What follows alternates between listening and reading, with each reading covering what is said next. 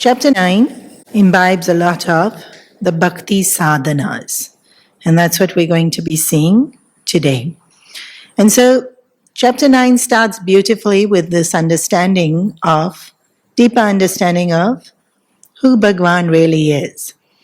And so, here we see from chapter 7 onwards, there's this greater understanding or description of Bhagwan. From chapter 1 to 6, it's more about doing. Karma yoga is doing, yagnas are doing, and even meditation is doing. And then in meditation, what are we meant to be meditating on? When we came to chapter 6, we have to know what to focus the mind on. So how to see Bhagwan, how to worship Bhagwan.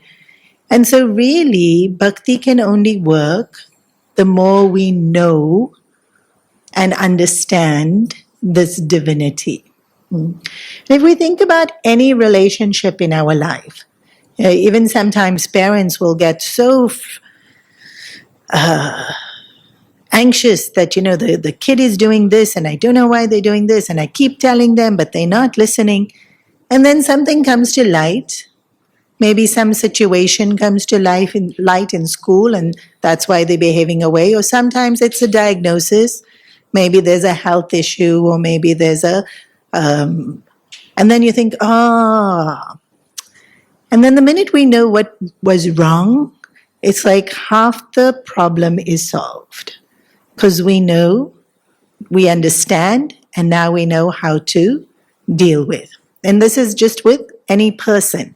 Even sometimes they're saying something, and we're not understanding what they're trying to say by it because the words mean this, but they're not satisfied with me responding to the words. And then finally what they really meant by it was expressing a certain emotion or expressing a certain fear or expressing a certain desire. And now,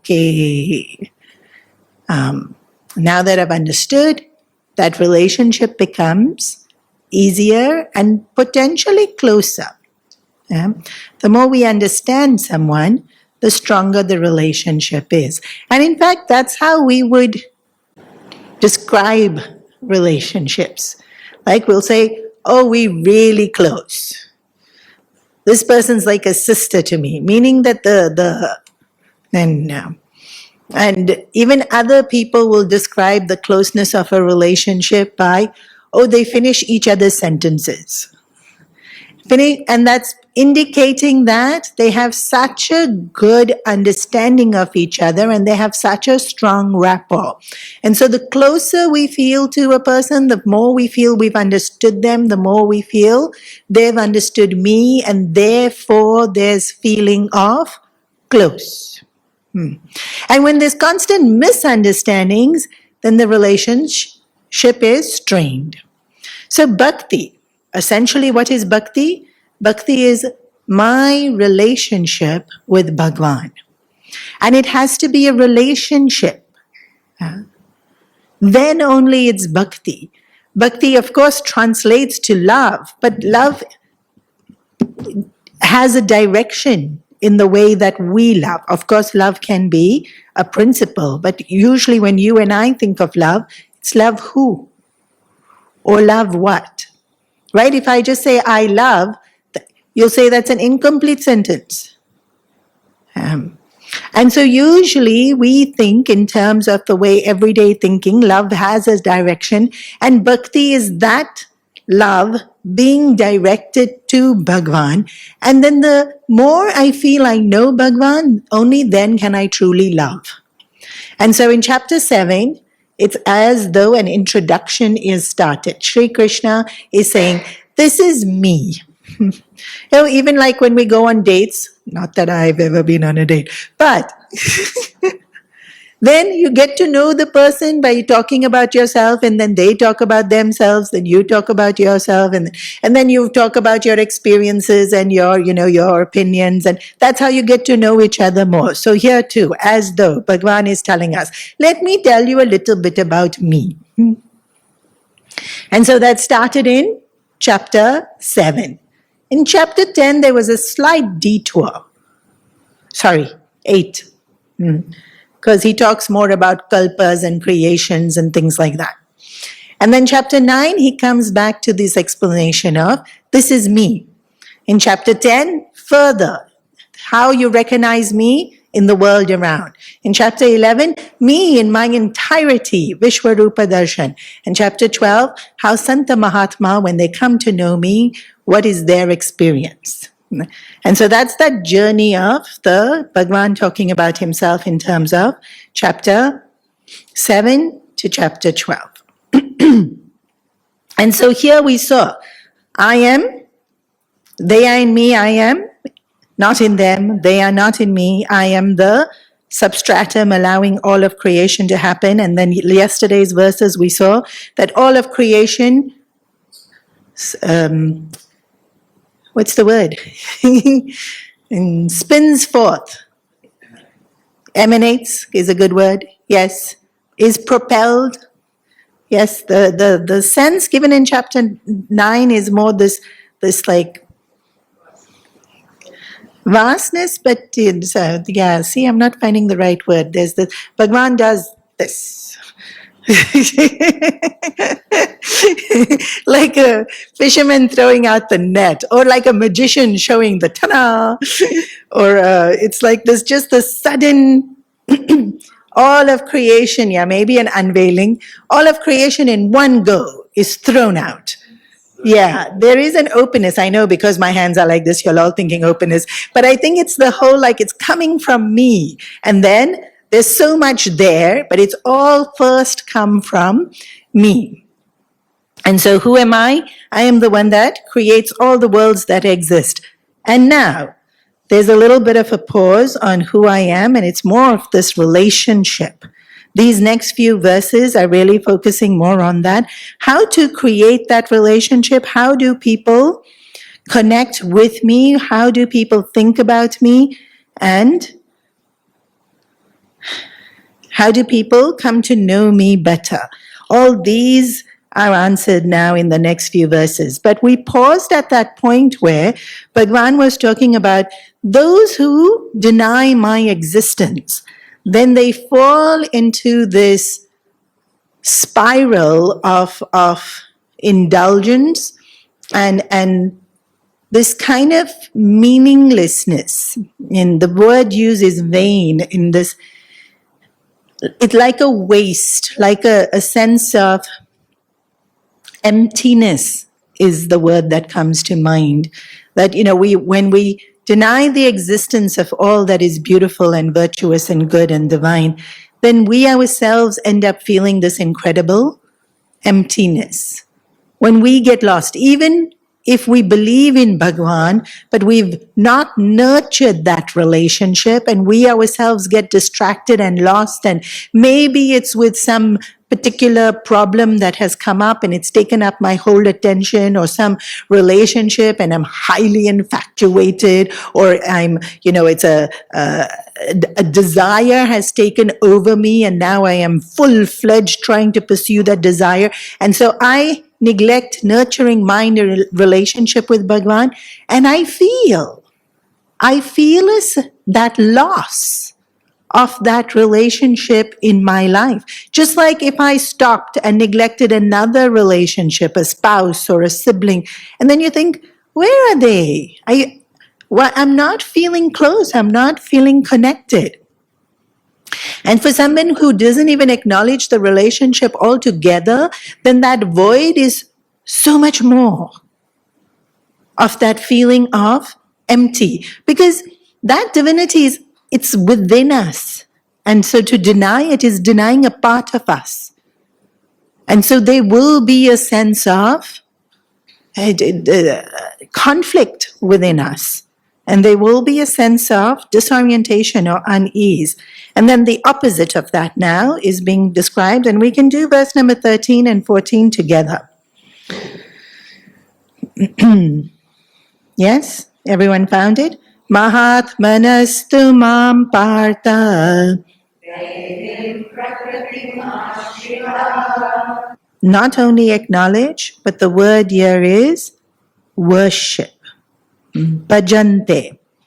Bhajante, we often hear in terms of bhajan as we think it is singing, but the word bhajante means to worship. And the word worship also is not as well understood because, again, it gets used far too casually. So we're going to come back to bhajante. And how is this bhajante done? Of course, with the more strong our relationship to Bhagwan is, then this bhajante is with single pointedness. Na anya manasa. There's no otherness in my thinking. The mind is single pointed. Gyatva bhutadim avyayam. Then I come to know the truth. So the truth is there, and the more I single pointedly focus on that truth, I come to know the truth. And so what is bhajante? What is to worship? Okay, y'all tell me first. What is to worship? To be single pointed. But we can be single pointed in making money. Single pointed in losing weight. Wow, I have seen people so single pointed in losing weight. I've never seen such single pointedness. Worship is like connection, remembering your Bhagwan. Connection, remembering. Yep. Surrender and praising. Nice. For chanting. All of y'all are correct. But worship has the sense of awe and reverence. So the automated behavior of worship is this bowing down, the sense of humility. And you know, you would have experienced when you automatically have this feeling sometimes. And I'm sure when you go to a temple, it's almost subconscious and you just bow. Okay? But sometimes even in a conversation, maybe somebody is praising you and it's too much praise. And you feel this need to bow. I don't know if you've experienced this. Or sometimes we see something and it's so beautiful, often in nature. Like I remember the first time I saw the Himalayas and Gangaji flowing. And the mind just goes really still. Just when something's just so incredibly beautiful. And people say this about any spot in the world, right? Of course, for me, it was Himalayas. But, you know, I've heard people say it about the Barrier Reef or the Grand Canyon or the Swiss Alps just because it's so incredibly beautiful that the mind goes very, very still. And there's the sense of, I am small. Not in a bad way, but in a very enlightening, like this beauty is so vast, or this power is so vast. And so worship is when I see it as higher. Yeah. And there is reverence. Yeah. So we all know Bhagwan is higher. But we're not necessarily feeling it. And then sometimes something's going on in our life, and then our friend will start giving advice about, you should have more faith, Bhagwan is there. Yeah, I know Bhagwan is there. Like, don't tell me. But then that's not worship, right? That feeling is not there. But there'll be times when that feeling is so strong that he's there. And recently, a young girl, she would be like 16 or something, very cute. She, her mom called and said she wants to speak to you privately. And I thought, oh. And in my head, I'm already guessing that she fine boy, she's too stressed about school, friends are bullying her, what's happened? She wants to speak to me privately. And then she says to me, I'm not feeling connected with God anymore. And I thought, I wasn't expecting this. Like, shame on me that I would think that she would talk about something else when what she came to talk to me was she wasn't feeling connected to God anymore. And I said, okay, tell me more. So she asked Bhagwan for something and it didn't happen. Then she asked again and it didn't happen. So, he's obviously neglecting her.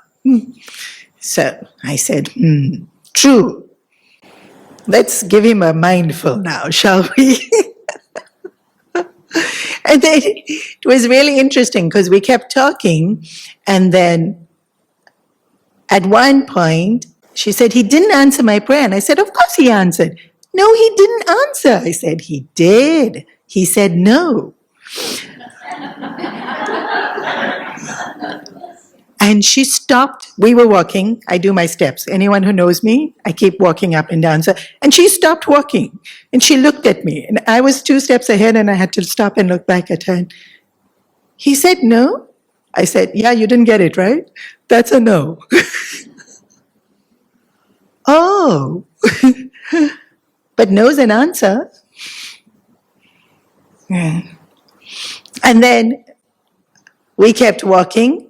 And then so many things about how when her sister asks her something, she says no. When her mother asks her something, she says no. And how we all do it and it's perfectly fine. Why do we always have to say yes? And why does Bhagwan always have to say yes?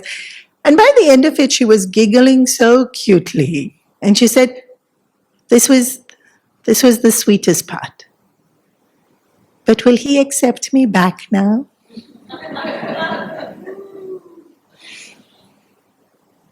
Because I didn't believe him for a while. So genuine, so sincere. And of course he'll accept us back. Like of course he'd accept us back. Like he didn't notice you went far. For him, you were still close. And so bhajante is when it's important to us. Right? When we feel it's important enough that she came to talk to me about it. And important enough that to feel he's so real that will he accept me back? Like, now does he feel bad that I tantrumed? Like now he's used to it. Because he's so used to our tantruming. Bhajante is when we recognize how important Bhagwan is. And there can still be familiarity in the relationship. He's mine. But just like with our mums or our dads, we can be so familiar with them, but we know how important that relationship is in our life. Not when we're young, but now as adults, we know how important it is. So bhajante is that sense of value. It has to be that there's a sense of value in this presence, energy, form that I am worshipping. And there's also a sense of adore. Adore is not always easy to explain, but the best example I can give you is grandparent with grandchild. Adore. Like there's just no room for any, they'll just go on and on about the virtues of this child. And then the child will have virtues, no doubt, but the grandparent overinflates because there's just so much love. It's overflowing out of them. What's bhajante? When we adore. And that's why it was the gopis, just totally besotted with Krishna. It's that complete adore, that Parvati ji doing tapas because of that, pining to be with Shivji. Or, even Ramakrishna Paramahamsa and that absolute surrender to Mother Kali. And where other people would see her form as fierce, he saw only compassion and he only saw Ma. That complete adore. And so, am I worshipping? It's not the action that determines that I'm worshipping. It's the understanding of the importance, and it's that sense of adoring, which you can't artificially create. And if I don't have that, then the actions do help because of outside in, right? Sometimes the mind doesn't have the mood, but if you keep doing the action, then it creates the mood within the mind. And then sometimes the mind already has that mood, and then the actions flow so easily. And then that's the other very important thing about devotion that we must remember, that emotions cannot be sustained. Any emotion, they rise and they fall and they rise and they fall. And so this sense of pining and this sense of adoring, there will be gaps when we don't feel it. And when we don't feel it, sometimes we miss it. Like, where is it? Where is it? And then all these actions and all these sadhanas that are being said here now in the next verse is what helps us to connect to it.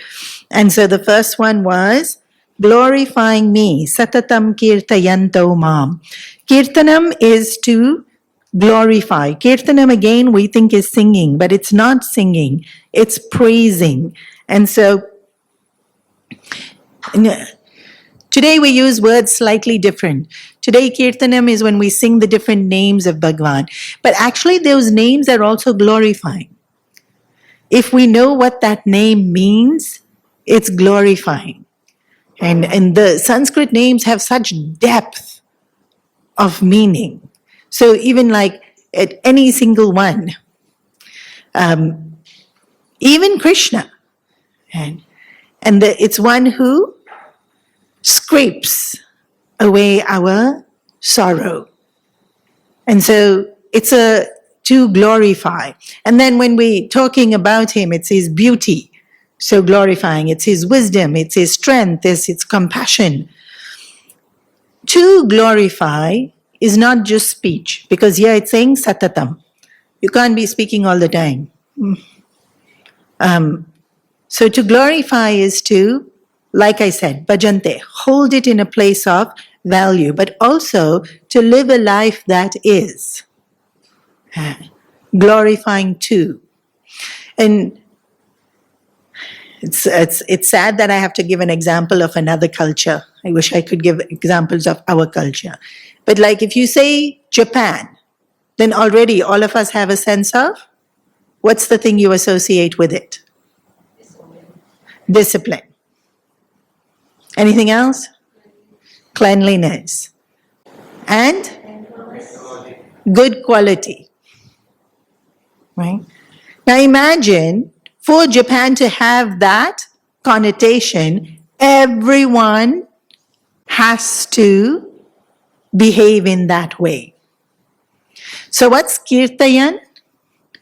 If I am a devotee of Krishna, I should behave in a way that is glorifying and befitting and raising the standard of what people think of Krishna. If I am Gurudev, Swami Chinmayananda's disciple, I should behave in a way that then they see or they hear or they interact with, they'll say yes. This is Chinmaya standards. So there's this kirtanam is to live a life where my life is glorifying that whom or what I value. And we'll see it. We'll see it in organizations, in companies, in communities. And of course, there's exception to those rules, but there's a general norm. And sometimes even specific companies, if I say Google, you'll think something. Because so well known for that quality. What's the quality Krishna is known for? What's the quality What's the quality Shiva is known for? What's the quality your Guru is known for? Are we imbibing and glorifying that quality? Yeah. So Kirtanam is not just speech, it's the way I live my life. And then Yatanto, striving. And that glorifying of Bhagwan is so that I am striving to be more like Bhagwan. And then Dridavataha is firm in my vows. So when we think vows is not like I make a vow, but in the moment I understand something to be valuable, it's already am I firm in living those values. So the worst thing we do, all of us, is when we say, I know I should. And already you know what the next word is going to be. And that's the worst thing we do. And it can be about health. So the time you'll hear me say it is, I know I should sleep early.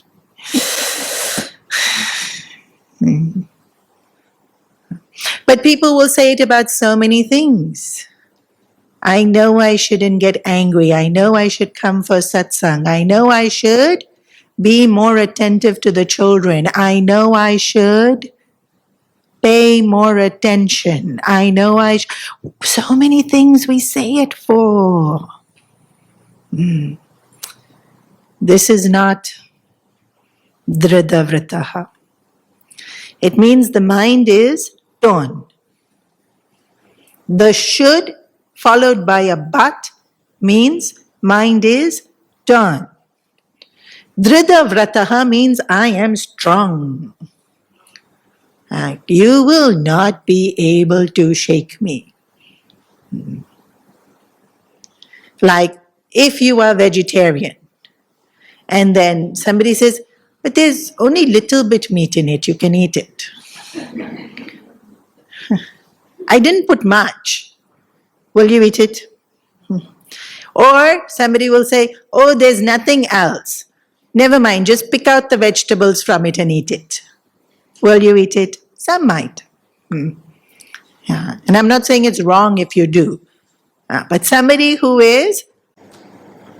won't eat it. Yeah. Some of our youth group, when they had gone traveling to said Japan, couldn't find vegetarian and ate plain rice for 2 days. Drida. And you wouldn't even, if you can't find anything else, you eat plain rice, right? If everything else has meat, that's what you're going to eat, plain rice. And bread, it had eggs, cannot eat. Put some sauce, has fish paste, cannot eat. They are fine eating plain rice because Trida. You, if you are vegetarian, you would be too. Or, never mind vegetarian for spiritual reasons. Doctor has said, don't eat. Then also we become Drida? Not always, potentially. But if you are in severe discomfort because of the illness, you will be Drida. If you're not in severe discomfort from the illness, you won't be Drida. Drida means firm. I believe it, I value it, then I stay true to it. And what am I Drida on here? My relationship to Bhagwan comes first. This bit we don't like. Let me have relationship with him, that's enough, right? Why does it have to come first? Why does it have to come first? You tell me, why does it have to come first?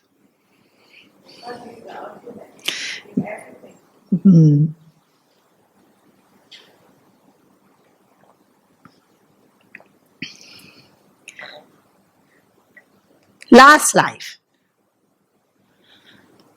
Were your parents your parents? Don't know. They could have been my enemy. That's why I'm born to them this life, so they can torture me.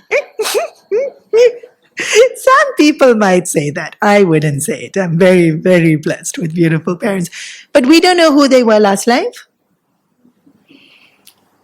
Your children were your children last life? And your spouse was your spouse last life? But Bhagwan was Bhagwan last life.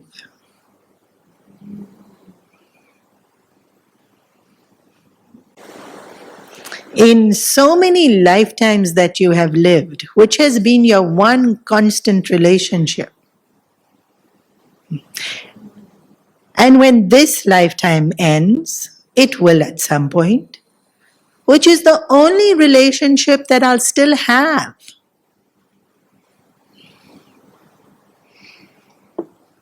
Comes first.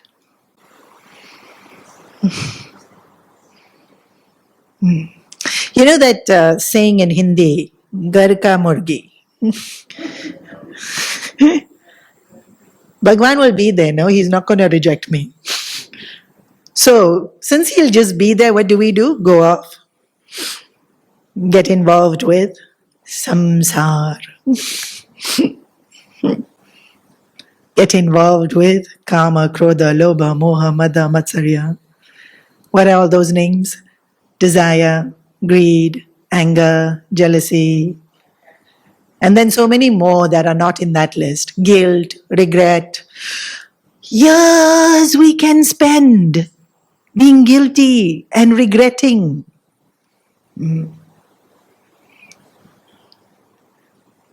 Dhridavrataha. Bhagwan is there no matter what. So instead of taking for granted, give that the most importance, because that's going to be the one that's going to be there no matter what. Others may love me. In Bhaja Govindam it says that, when we lose our usefulness, people leave. They don't want to talk to us anymore. And then we'll say, no, my children are so nice. They look after me. Very good, your children are so nice. Yeah. But can they always be there? In COVID, could we always be there? Even when we wanted to be there, could we be there? Not that they don't love us, but doesn't mean they can be there. And sometimes they're there. But let's say I have some very complicated health issue, and so this person loves me so dearly and they're standing next to me. But as confused I am about what to do about my medical issue, they confused as to what to do without my... They can't really help. Even when they did, sometimes they can't really help.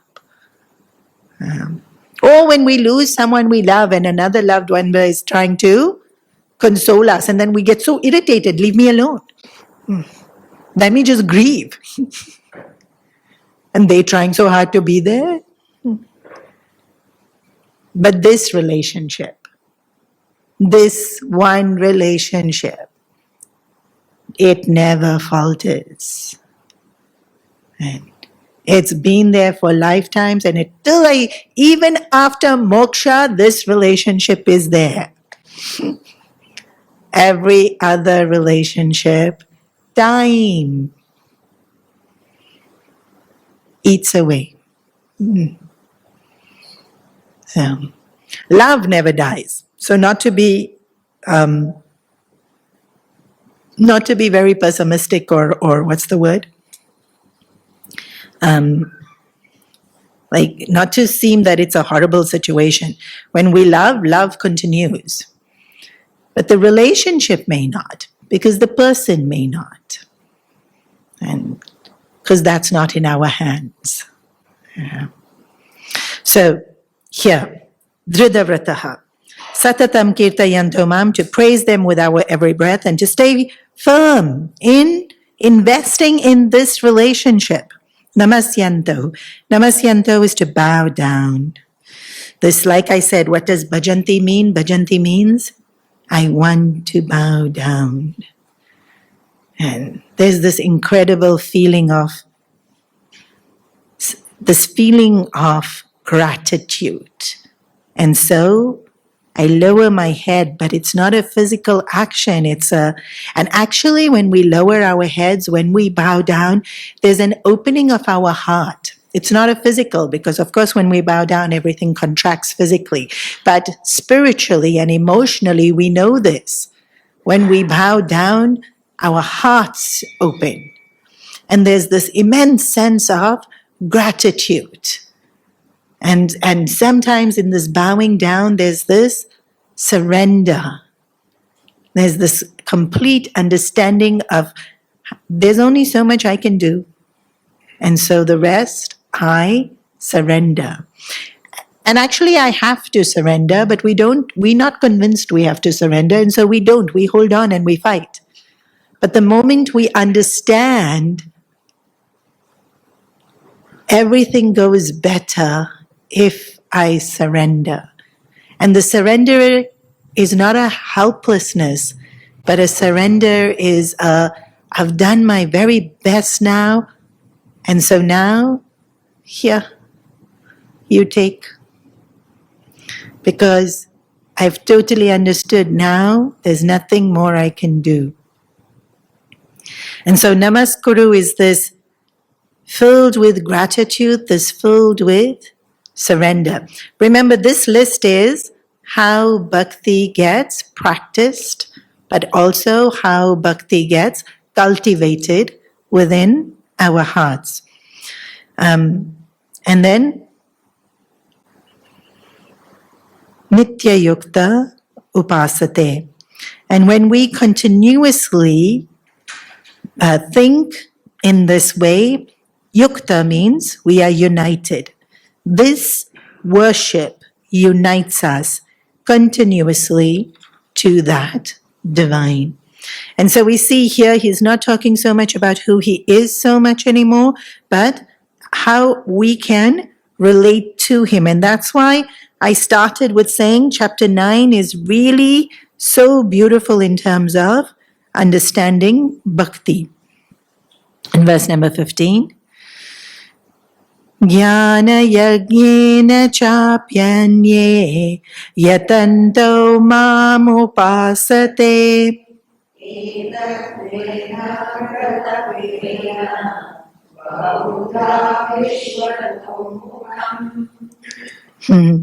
Somebody was telling me this is their favorite verse. Probably because it talks about jnana yajnena, how to worship. Then jnana yagna. What is jnana yagna? The sacrificing of ignorance into the fire of knowledge. And maybe it's this person's favorite verse because Gurudev, Swami Chinmayananda, used this to describe the series of talks that he would do. It was always a jnana yagna. And it's a yagna only when lots of people come together. It can be a yagna if it's just me striving on my own, but usually a yagna is when lots of people come together. And you know, when one of us individually is trying to change, it's so much more of a battle than if we just all collectively walking towards that same goal. Like sometimes even in the house, let's say there has to be a dietary change, And if it's only you, then you keep getting tempted by everything. But if the whole household changes and is eating that way, then it's so easy for you. You don't have to think about it. So collective wave is always easier. Even you'll notice, like sometimes in a sports stadium, when there's this excitement for the team, and you're not even, I think I've given this example very often. I attended one cricket match in my whole life because I'm really not that interested. I lived in Australia, and they love cricket, and I'm Indian and they love cricket, but I'm not getting what the fuss is at all. But I got dragged to one cricket match. And really, even though the game is so boring, the crowd is so exciting. And they get so, psyched up and they're cheering and and what was more, I mean, I totally got into the vibe of how the crowd was getting so excited about it, especially towards the end of the game when you were saying. But what was even more surprising to me was I had this very timid cousin who was, very conservative and very shy. And at the end of the game, when we were winning, and he was actually cheering for the opposite team, but then afterwards he switched because Australia was winning, he jumped on the chair and started shouting the chant. And I thought, wow. When there's a collective spirit, it's so much easier to feel and to ride that wave. So yajna is if we could all come together and change our understanding. Because it's jnana yajna. And today it gets done in the opposite way. Today it's not jnana yajna. Today some Instagram reel will get made and then the whole world is talking about whatever that company wanted you to be talking about. And they have collectively changed the psyche of the whole world using all these small clips. And then we just repeat what we hear because it gets forwarded and it gets played and so our way of thinking is constantly getting changed.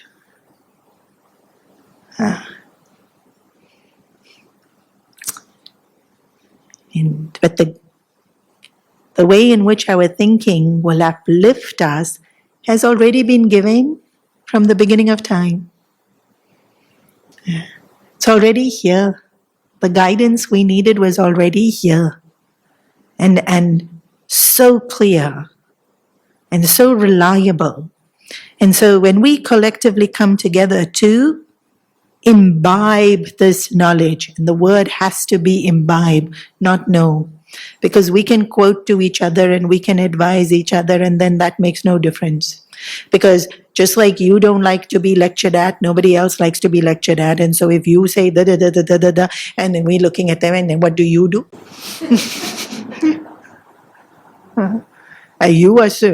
should talk. And then we're so judgmental about whoever they are in their relationships. But it doesn't matter who they are. And it doesn't matter what they're saying. What matters? Who you are. Please note, it doesn't matter what you say. Because without saying a word, each one of us say plenty.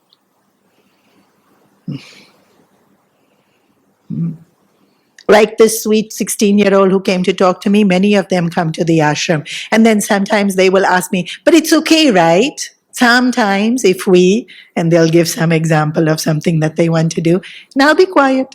You have to follow your heart, sweetheart. I know you're going to say it's wrong. But just for a little while, just let me experience everything. Shouldn't we experience everything? Follow your heart, sweetheart. And just keep repeating this. And I don't have to give any advice whatsoever, In trying to fight me to prove their point, they'll say everything that I would have normally said. But they're saying it. I'm not saying it. Without saying a word, the way we live our life already talks volumes. And so, Jnana Yagna is not me knowing and quoting.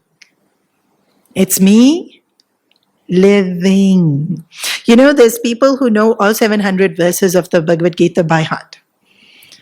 In fact, many Swamis in the Chinmaya mission, you just ask them chapter 17, verse 3, like this they'll tell you. Not only Swamis in the mission, there's Balvihar kids in America who can play Antakshari with Gita verses. I want to hide under the table sometimes when I see these kids. They play Antakshari with Gita verses. That's how well they know the Gita. And then there's this beautiful story of a Krishna devotee who thinks he must read the Gita because Krishna wrote the Gita and he loves Krishna so much that how can he not read the Gita? Because it's Krishna's words, you know, Shri Bhagavan Vacha, it's Krishna's words. And so he takes the Bhagavad Gita and he starts from chapter 1, verse 1. And chapter 1, verse 1 is not even Krishna talking, it's Dhritarashtra, Sanjaya saying what Dhritarashtra said. And then verse 2, verse 3. And then when he gets to verse 14, his eyes tear. And he becomes so overwhelmed that he can't read further. Verse 14 of chapter 1 is where it's described how Krishna is sitting on the chariot with white horses and he enters the battlefield. And it's a description of the chariot, it's the description of the horses, and it's a description of Krishna standing on the chariot with Arjuna. But this devotee, reading that verse, thinks, Krishna. And so overwhelmed that Krishna's come that he can't read any further. And then feels very ashamed that he hasn't read the Gita.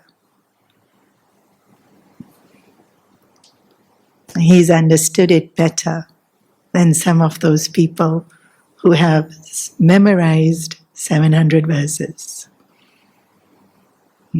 It's not knowing and quoting. It's knowing and being. It's doing and following the words that Krishna said. And what did he say? Love me, surrender to me. And he didn't even read that, but already seeing Krishna, so much love, so much surrender. Jnana Yagna is when I become. Kirtayanto is when I live that life where I become. Yajanto mam upasate. I sacrifice my ignorance. That's what Jnana Yagna is. So that I understand. Ekatvena pratekvena. Bhagwan doesn't have one form. Bhagwan has many, many forms. Bahuda Vishwato Mukhaha. All these different shapes, all these different forms, they are all just reflections of divinity. Here again, Puja Gurudev's commentary is so elaborate on this part of the verse that Bhagwan can be seen in so many different ways. And you know, it's in Hinduism, this is so ingrained in our thinking that many parts, but it's all the same. And so we will sing bhajans where we say Ishwar Allah. So what's the rest of the line? I forgot it. Sabako sammati de. Yeah. We won't differentiate as Hindus.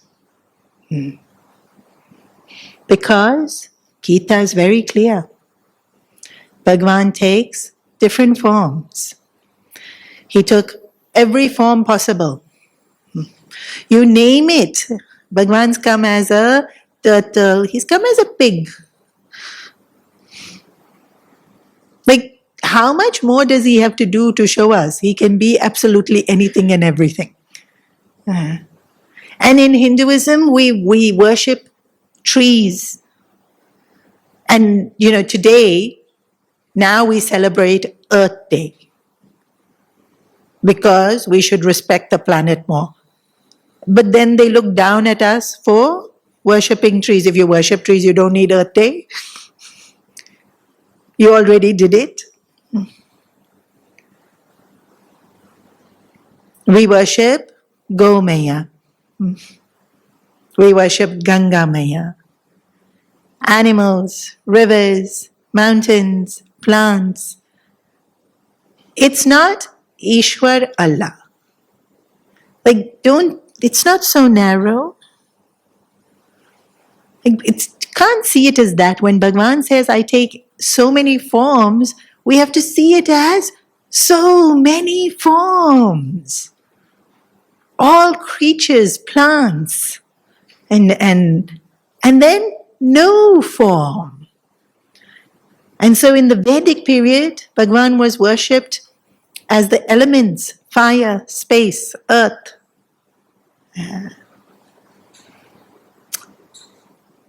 And if you go to Bali, it's one of the few places where Bhagavan is worshipped, no form.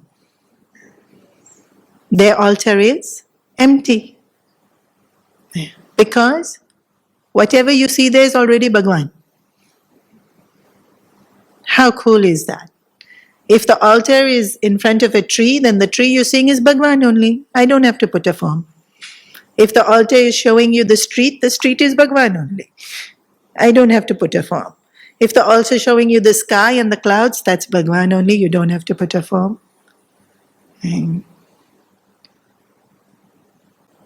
Very few places in India where you'll see this, but there are. There are in the yatras. I forget which one. There are a few of the yatras in the Himalayas where you go and the deity is space, air, water, fire, earth. And sometimes some murti is also put there, but the understanding is that the deity is the elements. Why? Because Bhagavan is every form. And that's why earlier he said, they are in me. All forms are in me. I am all forms. Creation, all of it comes from me. And so choose any form and slowly start to see him in all forms. And if there's already something there and it doesn't belong to our tradition, what did Hinduism do? Take it. Now I'll give you another example, not religion, but I'm Gujarati. And so in Gujarat, the Parsis came to live. And they made tea with lemongrass. So then we also made tea with lemongrass. But before Parsis came, we put ginger and elaichi. So now we added the lemongrass. And then somebody went to Arab side and they made tea with mint. So when they came back to Gujarat, they put mint in their tea. But you kept the lemongrass and we kept the elaichi and we kept the ginger. Gujarati tea is awesome, I tell you. If there was any other path and they did it differently, no problem, we'll also take that. Now it applied to chai, but it applied to our practices also. If somebody worshipped in some particular way, we can worship in that way as well. But we never let go of what we already had. Because what we already had has immense wisdom without us realizing. You know, the Pancha Amrit that we use in doing puja, of course now today the world has changed and chemicals and this thing and that thing, but it was ghee, yogurt, honey, milk, water. Now today, if you go back to Vedic period, your honey has so many medicinal properties. Your dahi had all your probiotics and all the rest of it. Your what did I say? Ghee, all your good fat and all the rest of it in it, and milk, water. So actually, when you did the puja and then you drank the panchamrit, that was your vitamin pill. Do puja every day, drink the prasad. You don't need to take full vitamins from different boxes. It was all there. The world has changed. Milk is different, yogurt is different, ghee is different. But that was so much wisdom already there. And so we don't let go of the wealth that we already had, but understanding that divinity is every form, acceptance of every form. Now Bhagavan says, I'm going too slow today. Aham kritar aham yajna swadyaham aham.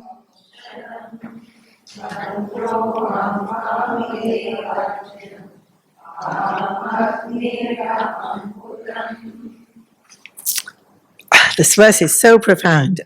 Aham krita.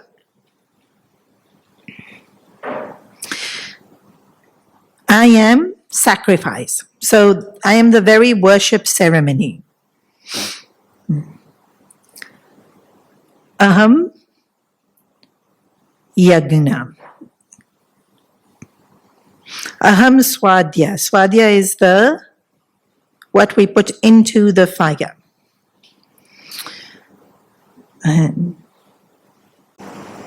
Aham, the mantras that we chant as we do it.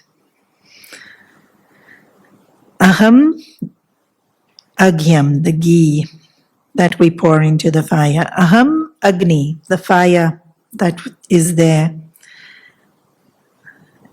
And this verse, for those of you who have already studied the Gita, is an echo of the 4th chapter, the verse we use when we eat our food. It's the meal prayer. In chapter 4, I think it's verse number 24, where it says, Brahmarpanam Brahmavir Brahmagno Brahmanautam Brahmevatena Gantavyam Brahma Karma Samadhina. This verse is exactly the same. But instead of saying Brahmarpanam, Brahma is the yagna, Krishna is saying Aham. I am the yagna. I am the fire. I am the offering. I am the ghee. I am. In Brahmarpanam, I'm the spoon that you use to make the offering. In Havan, because the fire is so hot, that spoon's very long. And then, so it's a separate name. In this verse, he doesn't refer to the instruments being used, but every other aspect of the yagna. And so if you think of our Havan, then this is what Krishna is saying. Krishna is saying, me. I am the ceremony, all of it put together. I am the Havan Kund. I am the fire burning. I am whatever you are offering into it. I am the one making the offering. I am the mantras being chanted as the offerings are being made. Essentially, he's saying, everything is in me. I am everything. I am everyone. When we think of puja, when we think of worship, and if we think, I am worshipping Krishna, then there's still this feeling of little bit separateness. Now, this is one more of those verses. Remember, I said every now and then as a parent, we tell in advance what the kids should learn later on, even if they're not ready for it now. This is one of those verses.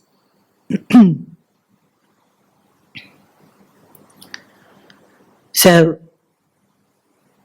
there's this beautiful story of Ramakrishna Paramahamsa. You know, there was this phase where Kali Mata was considered to be tantric. And so people were very judgmental of anyone worshipping Kali because you are doing Tantra, and Tantra had gotten an unpleasant reputation. Although actually Tantra is a beautiful path, and many of what the arti that we do is Tantra.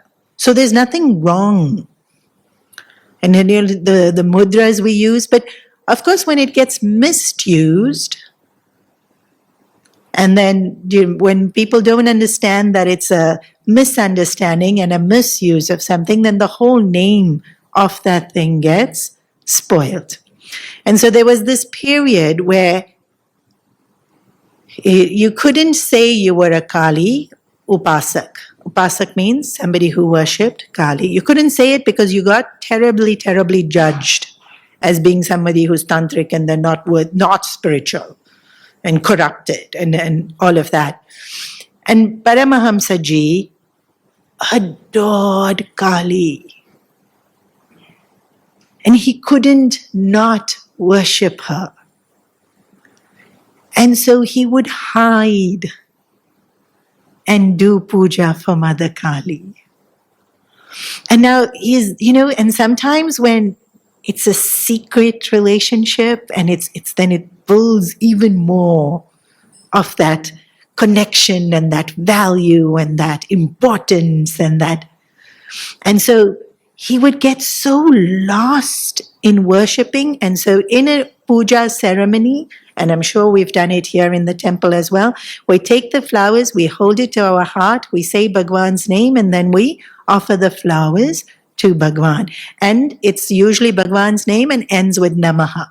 So Om, name, Namaha, Om, name, Namaha, Om, name. And so he's doing this for Mother Kali. He's worshipping and he's throwing the flowers on Mother Kali as he's saying her name. And then he's so lost that he takes the flowers and he's putting it on his head. And his eyes are closed and he has no idea that he's putting it on his head. But in that feeling of love and devotion to Kali, suddenly there's no separateness. It's no more Ma there and me here, and there's just Ma and there's only her presence. And so the flowers are being put on himself. And so right now, maybe we don't see the oneness of it all. Maybe we're still at the stage where we are with reverence, with love, with desire to improve. We are still offering the flowers to someone who we consider to be separate to me. But ultimately, if that love continues and it purifies our minds, we get to this point where we no longer feel separateness. And this is the truth.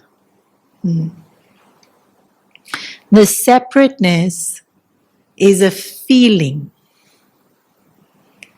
but the oneness is truth.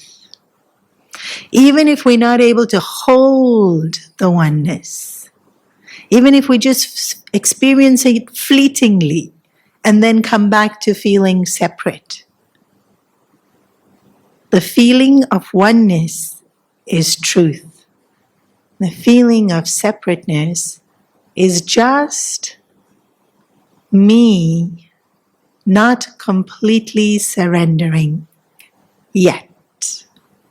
And the more I surrender, the more I'll experience that oneness. But in our heart, some desire will pop up, and then I'm separate, and I'm saying, Bhagwan, please help me fulfill this desire. Or some fear pops up, which is also desire only, and then Bhagwan, save me from this fear. And then that creates that separateness. And that not wanting to let go completely of this is me. But the more we surrender it, the more we experience divinity and divinity alone. This verse is so incredibly beautiful. And in the chapter 9, Gurudev's mentioned to refer back to chapter 4 for a deeper explanation. But if you can, watch Gurudev's videos. He explains it elaborately in his videos. And so entertainingly, he does this beautiful story, which I'm not going to tell you. You have to go watch Gurudev. We will read the next verse. Pitamahasya jagata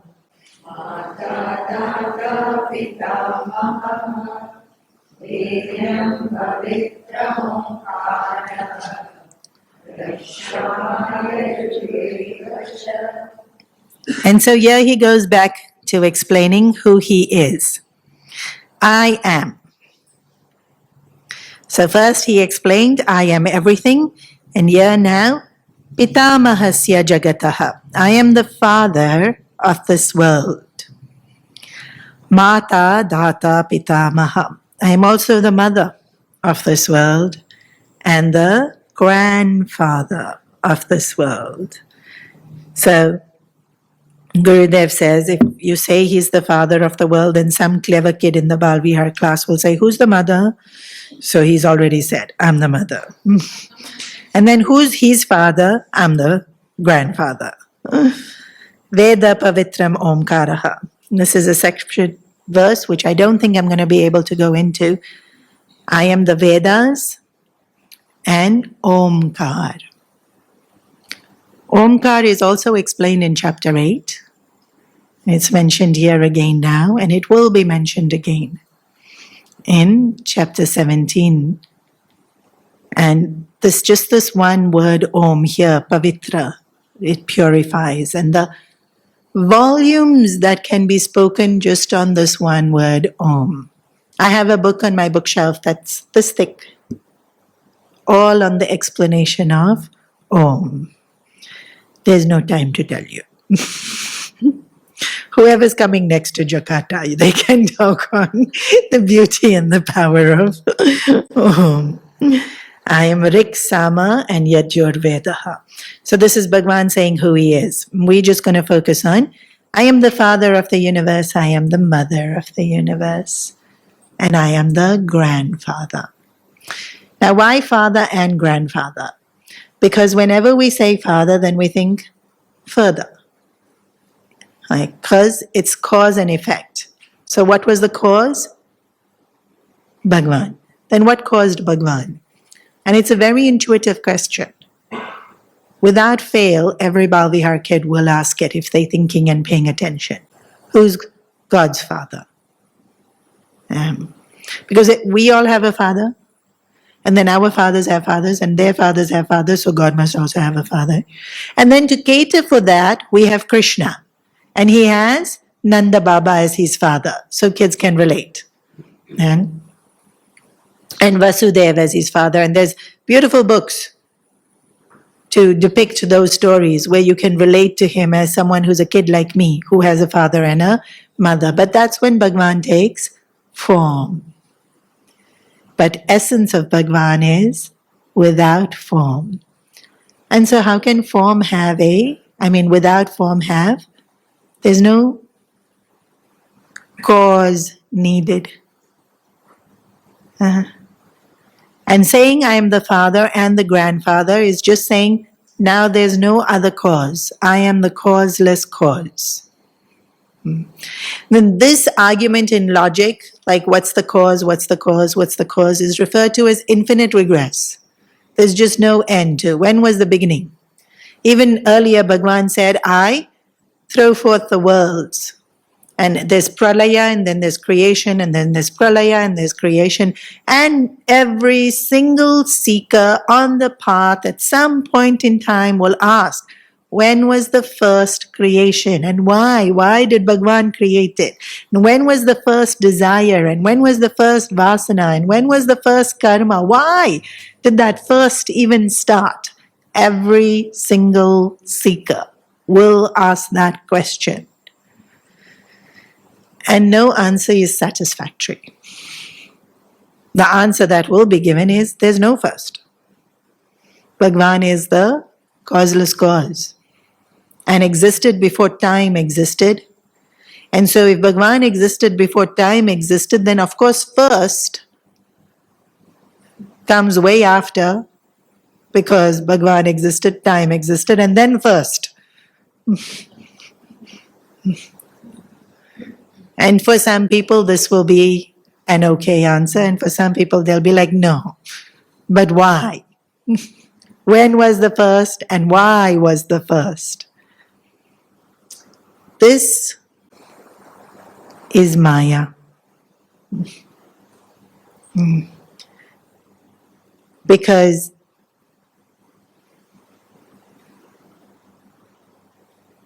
it doesn't matter.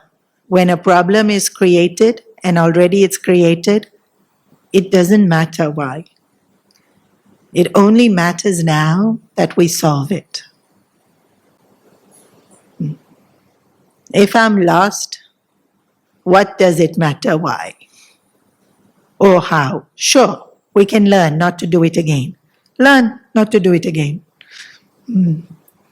What matters is I find my way back. When I find my way back to Bhagwan, when you find your way back to Bhagwan, you ask him, why? But getting stuck on the why now and not progressing is a trick that the mind plays to make us stay bound. So here, Krishna says, I'm the father, I'm the grandfather. There's no other cause, there's just me. And I am the mother. There's no other cause. There is just me. And here there's so many beautiful stories of Bhagwan being the creator of this whole world. But actually, one of my favorites is mother more than father. Often, actually Krishna is saying I'm the father, but more often than not, Shiva is seen as the father of the universe and Parvati ji as the mother. I mean, there's no hard and fast. Lakshmi is also Mother Earth and Bhagwan Vishnu is also father, but usually it's Shivji that gets seen to be the father of the universe. And so there's this story that Mother Parvati ji and Shivji were playing a board game. So they were rolling dice and they were playing some game. And we don't know exactly who was cheating or if it was actually cheating. But Parvati ji definitely won at one point. And then Shivji said, no, no, no, no. We have to do a do-over of this game because whatever reason. And so Parvati ji said, okay, we'll do over. And then Shivji won. But she suspected, And then Shivji's gunas, Nandi and all the Bhuta Pisach, all start taking Shivji's side and ganging up against Mother Parvati. And she said, it was just a game. Why are you making such a big deal of it? You could have, it's okay if you lose. It's not like it's a big deal. And so he said, no, of course I didn't lose. The whole world depends only on me. And everything else is an illusion, which is true. So she said, you can't say that because then even food is an illusion and I'm an illusion. So take it back. And he said, no. And so then she said, fine, then I'll disappear since I'm an illusion. Because illusions disappear. So she disappears.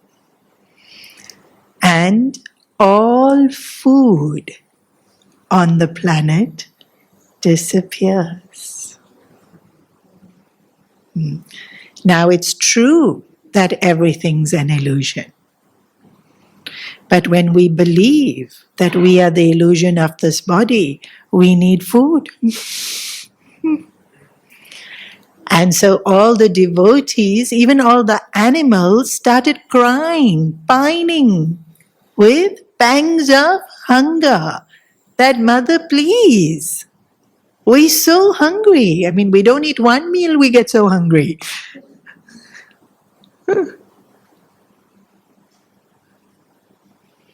And then Bhagwan Shivji sees so much suffering just from hunger.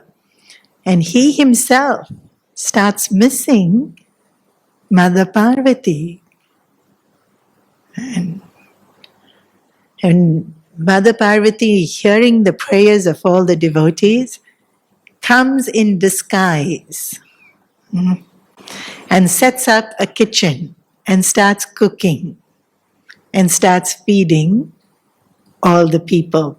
And so the description is that there's this line of devotees waiting to get their food from her. And Bhagwan Shivji stands in the line. And when he gets to the front of the line, he puts his hands out and bows his head to the mother of this universe. He is mother. He is father. He is everything. We pause here. Om.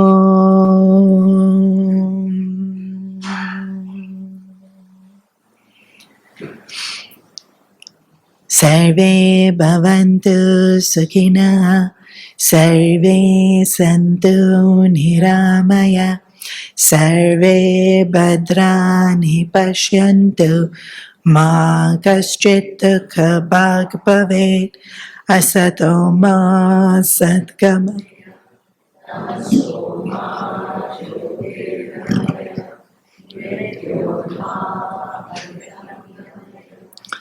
Om Purnamada